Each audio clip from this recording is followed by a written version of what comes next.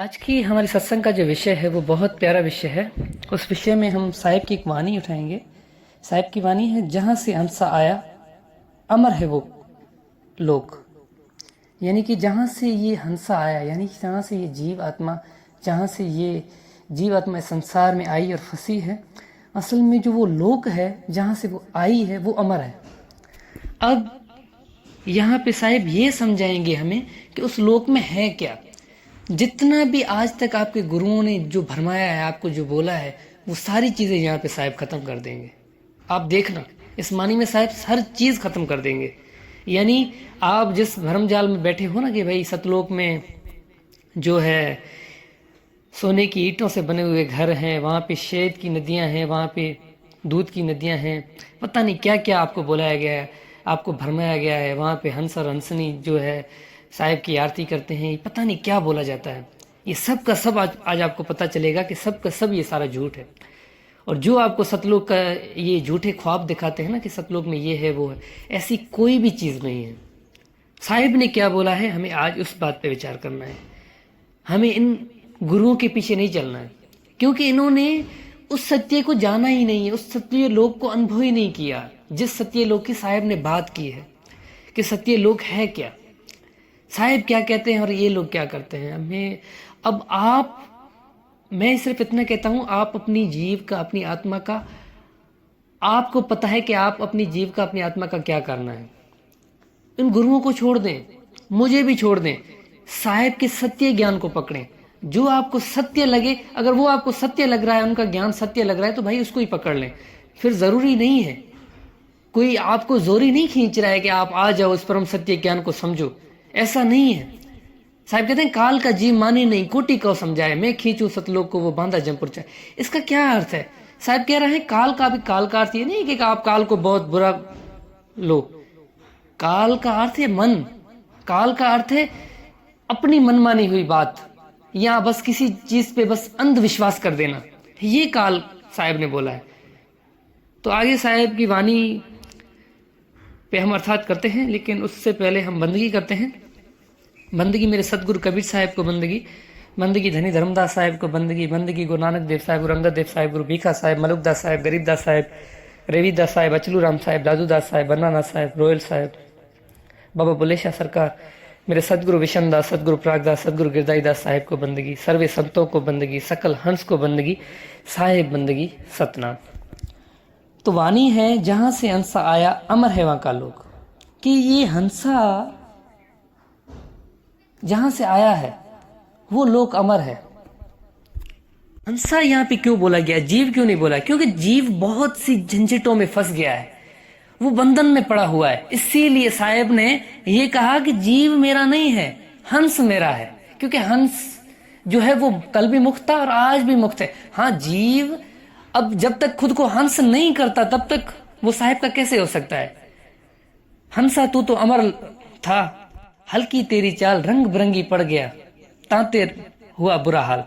यानी तू सबल था, तुम किसी भी कार्य व्यवहार में नहीं फंसा हुआ था, तुम निर्बंध था। यहाँ पे हंसा की बात हो रही है। तो साहिब कह रहा है कि जहां से हंसा आया है अमर है वहां का लोक, वो लोक अमर है। लेकिन अब उस लोक में है क्या, आगे साहिब आपको बताते हैं। साहिब कहते हैं तहां नहीं प्रलय की छाया, नहीं तहां कुछ मोर माया, ज्ञान ध्यान को तहां ना लेखा, पाप पुण्य तहां ना देखा। अब देखें साहिब क्या कह रहे हैं। साहिब कह रहे हैं कि तहां नहीं प्रलय की छाया, वहां पे कोई छाया वाया नहीं है, कोई ऐसा नहीं है कि आप किसी दूसरी चीज को देखोगे। दूसरा आपसे अलग जो भी है वो छाया है, आपसे अलग जो भी है वो माया है। तो साहिब कह रहे हैं कि वहां पे कोई दूसरा है ही नहीं, सिर्फ एक ही है, वो एक ही परम सत्य है, वो एक ही परम सत्य नाम है, वो एक ही परम सदगुरु है और कुछ भी नहीं है। आगे साहिब बताएंगे कि वो कैसे है। नहीं तहां कुछ मोह और माया, कोई मोह नहीं है, ना कोई माया है जो जिसमें आप जाके समाओगे, ऐसा कुछ नहीं है। और ना जिससे आपकी मोह हो लगेगा कि भाई मुझे उसमें, ऐसा कुछ भी नहीं है। ना वो मोह है ना माया है। ज्ञान ध्यान को तहां ना लेखा। अब लोग बड़े बड़े ज्ञान प्राप्त करना चाहते हैं, भाई मुझे इस चीज का भी ज्ञान हो, इसका भी ज्ञान हो, उसका भी ज्ञान हो। साहिब कह रहे हैं ज्ञान ध्यान का तहां नहीं लेखा, वहां पे कोई ज्ञान ध्यान नहीं चलेगा। आप कितने ध्यान लगा लो, आप कितने ही ज्ञान कर लो, कुछ नहीं होगा। कितना भी कुछ कर लो, कुछ नहीं होगा जब तक वो मालिक खुद ना चाहे। तो आगे साहब कहते हैं पाप पुण्य तहाँ नहीं देखा। अब बहुत से लोग कहते हैं कि उच्च कर्म करो, परमात्मा आपके कर्म देखता है। साहब कह रहे हैं कि पाप पुण्य तहाँ नहीं देखा। वहां पे पाप पुण्य की तो बात ही नहीं है, क्योंकि हंसा तो है ही सबल, हंसा तो है ही निर्बंध, हंसा तो है ही मुक्त। तो फिर किसका पाप किसका पुण्य? ये पाप पुण्य तो हमारे लिए, इस बंधन में फंसे हुए लोगों के लिए, जो शरीर को अपना मानते हैं उनके लिए ये पाप पुण्य है। क्योंकि शरीर को कर्म लगते हैं और शरीर को ये पाप पुण्य भी शरीर के ऊपर लगते हैं।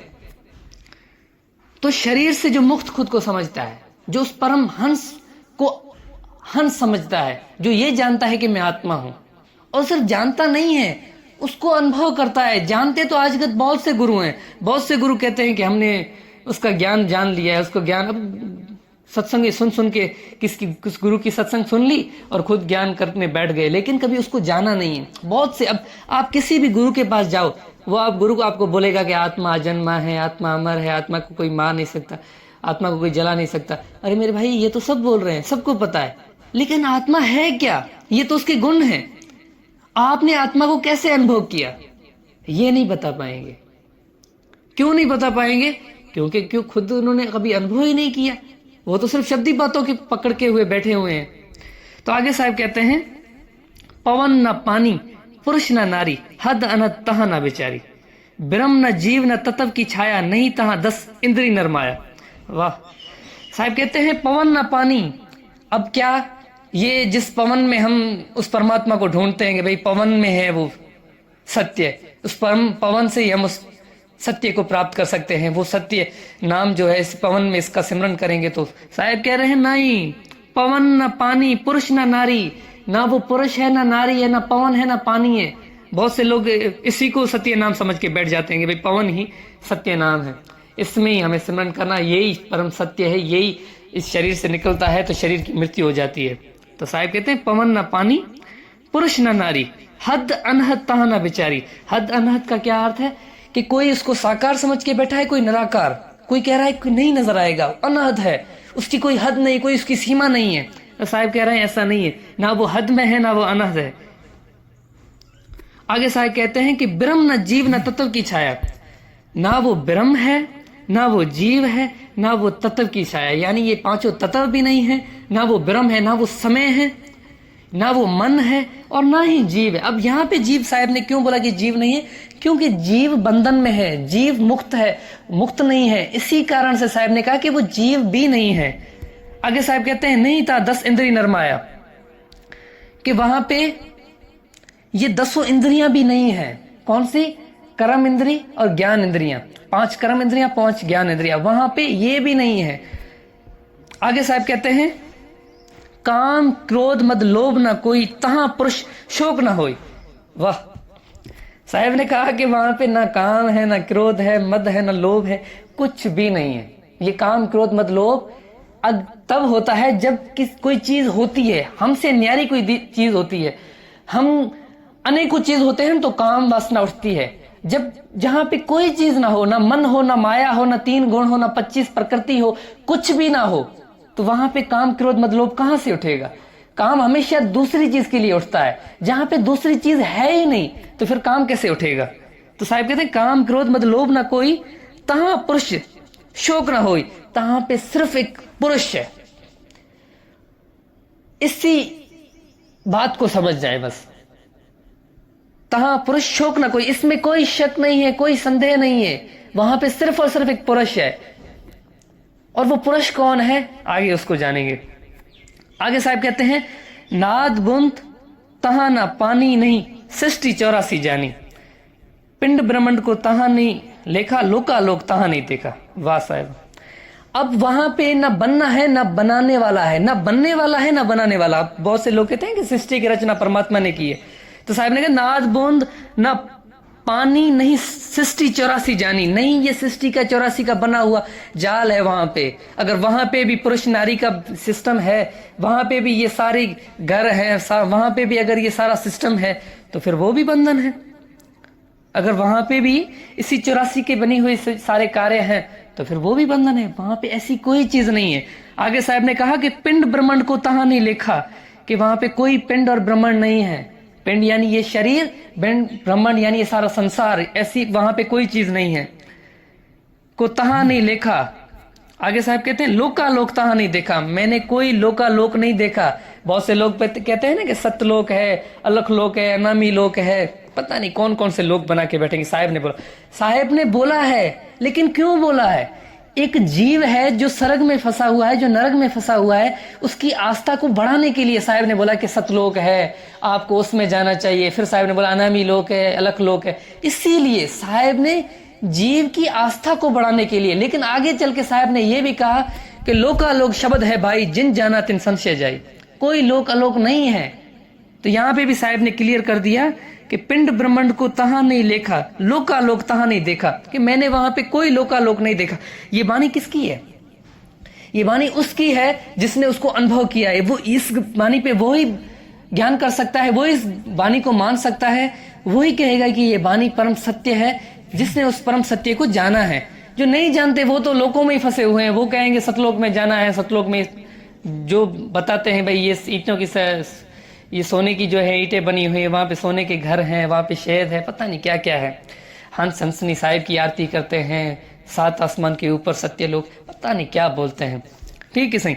आगे साहिब बोलते हैं कि सत्य पुरुष, वाह, सत्य पुरुष तहां अस्थाना, ये चरित्र एको नहीं जाना। वाह मेरे वालिक वाह। साहब ने क्लियर कर दिया कि वहां पे क्या है, सत्य पुरुष तहां स्थाना, वहां पे कुछ भी नहीं है, सिर्फ और सिर्फ सत्य पुरुष का स्थान है। ये चरित्र एको नहीं जाना, इसी भेद को एक जना भी नहीं जानता, इसी भेद को एक मनुष्य भी नहीं जानता। कौन जानता है? सिर्फ और सिर्फ मेरा हंस जानता है, सिर्फ और सिर्फ मेरा संत जानता है, और मेरे संतों के अलावा कोई भी उसको नहीं जानता। तो भाई मेरे, संतों की खोज करें, परम संतों की शरण में जाएं, जिन संत आपको परम सत्य सतगुरु की बात करें, ऐसे संतों के पास जाएं जो आपको परम सत्य का ज्ञान दे, जो सत्य पुरुष को प्राप्त करने का मार्ग दें, बस, और सारी आस्थाएं को छोड़ दे, जो आपको ये बताए कि परम सत्य पुरुष है कौन, उसको कैसे प्राप्त किया जाए, कौन सा मार्ग है। ऐसे गुरुओं की खोज करें, बाकी अधूरे गुरुओं को त्याग दें, अपने जीवन से प्रेम करें, अपनी आत्मा से प्रेम करें। अगर आप अधूरे गुरुओं की शरण में लगे रहे तो मेरे भाई आपका कुछ नहीं होगा, कोई आपको पार नहीं कर सकेगा, आप इस जाल से कभी भी नहीं निकल सकेंगे। तो यही आज की हमारी सत्संग का विषय था। उम्मीद करता हूं कि आपको सत्संग समझ में आई होगी। अगर नहीं आई है तो बार बार सत्संग को सुने, बार बार समझें कि मैं क्या कहना चाह रहा हूँ, साहिब की बानी में साहिब क्या बोलना चाह रहे हैं। तो यही यहाँ पे आज की सत्संग हम समाप्त करते हैं। आज के लिए बस इतना ही। साहिब बंदगी सतनाम।